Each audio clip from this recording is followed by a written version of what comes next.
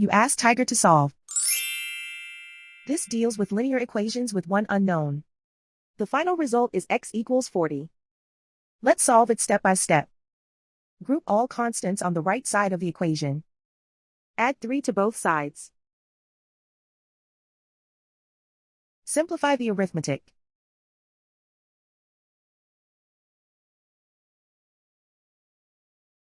Isolate the x. Multiply both sides by 2. Group like terms. Multiply the coefficients. Simplify the fraction. Simplify the arithmetic.